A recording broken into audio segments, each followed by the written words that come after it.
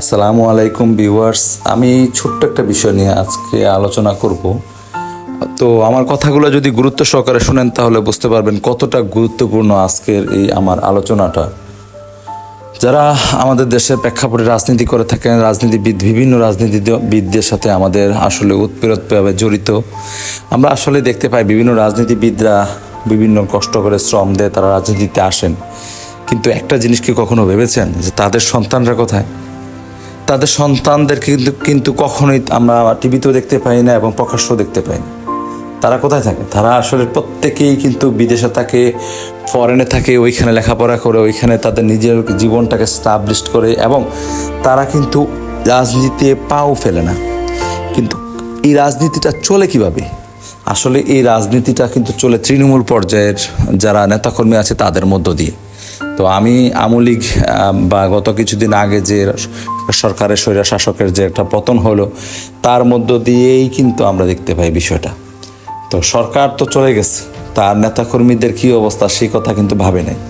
তো বর্তমানে আসলে যারা রাজনীতি করেছে তারা হয়তো কিছু কিছু রাঘব বোয়াল ধরা খেয়েছে, তারা আজকে বিভিন্ন কারণে আটক আছে। তারা পলিটিক্স করতে গিয়ে বা সরকারকে বিভিন্নভাবে সাপোর্ট করতে গিয়ে বিভিন্ন অন্যায় অপকর্মে তারা জড়িত বা বিভিন্নভাবে জড়িত ছিল। এই বিষয়টা আসলে কোর্ট প্রমাণ করবে যে কতটুকু তারা কিভাবে জড়িত ছিল বা তারা আদৌ কি এই অপকর্মের সাথে জড়িত ছিল কি ছিল না। তো তৎপরবর্তীতে আমাদের যে তৃণমূল পর্যায়ে নেতাকর্মীরা আছে তারা কিন্তু বাড়িতেও থাকতে পারতেছে না। কেন? তারা সামান্য একটু লাভের জন্য কিন্তু তারা এই রাজনীতির সাথে সম্পৃক্ত ছিল, বা দেশের এই যে জনগণকে যে কতটুকু সুযোগ সুবিধা দেওয়ার দরকার ছিল, এই সুযোগ সুবিধা নিতে গিয়ে দেখা গেছে বিভিন্ন মানুষের সাথে খারাপ কাজ বা খারাপ ব্যবহার করেছে, বা যা তার পাওনা ছিল তার চেয়ে অনেক কম পেয়েছে 2%, কিন্তু এখন তার ভুগতে হচ্ছে তার 50%। তো এই যে পাকড়াও যে বিষয়টা, এই যে অন্যায় অপকর্ম, বা তার যে একটা পরিবার আছে, তার সন্তান আছে, তার যে মা বাবা স্ত্রী আছে, এই বিষয়গুলো কিন্তু তারা কিন্তু মোটেও ভাবে না। আসলে আমাদের ভাবা উচিত, বোঝা উচিত যে তারা রাজনীতি করতেছে, তারা কোটি কোটি টাকা দেশ থেকে নিয়ে বিদেশে পাচার করতেছে, তাদের সন্তানরা কোথায়? আমরা তাদের পিছনে এতটুকু সাপোর্ট দিচ্ছি, তো আমাদেরও তো সন্তান আছে। আজ আমরা ঘর ছাড়া, বাড়ি ছাড়া, ভিটে ছাড়া, দেশ ছাড়া, কিন্তু তারা কোটি কোটি ডলার দেশ থেকে নিয়ে বিদেশ চলে গেছে। বিদেশ থেকে তারা তাদের সন্তানকে লালন পালন করতেছে, ওইখানে মানুষ হচ্ছে, ভালো ভালো ইউনিভার্সিটিতে লেখাপড়া করতেছে। কিন্তু আমরা আমাদের সন্তানদেরকে পারতেছি না কোনোভাবে ভালো ইউনিভার্সিটিতে, ভালো জায়গায় লেখাপড়া করাতে, বা আমাদের ভবিষ্যৎ কি? তো অনেক মা এখন পরিবার বসতেছে যে তার কি কষ্টটা, তার যে অভাবটা। আসলে মানুষ তো উল্লাসে রাজনীতি করে, কখন যে কার পতন হয়, যে কীভাবে কি হয় সেটা কিন্তু কখনোই ভাবে না। আসলে মানুষ কখনোই ভাবতে চায় না যে এইভাবে এত সহজে কিন্তু আওয়ামী লীগের পতন হয়ে যাবে। এই জিনিসটা কিন্তু মানুষ এখনও কিন্তু মানে বিশ্বাসযোগ্য হয়ে উঠতেছে না যে আসলে এত সহজে একটা স্বৈর শাসকের পতন হয়ে গেল।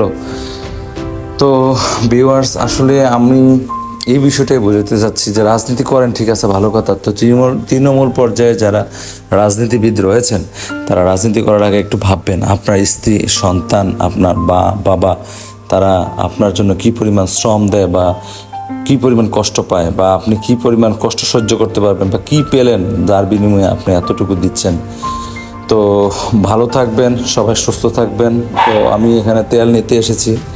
তো আমি এই ভিডিওটা বানিয়েছিলাম পূর্বে, যার কারণে তখন অক্টেনের দাম ছিল মনে হয় 131 টাকা সম্ভবত মিটারে লেখা ছিল, আর পেট্রোলের দাম ছিল 127 টাকা মেবি, উপরে মনে লেখা আছে 131 টাকা আর 127 টাকা।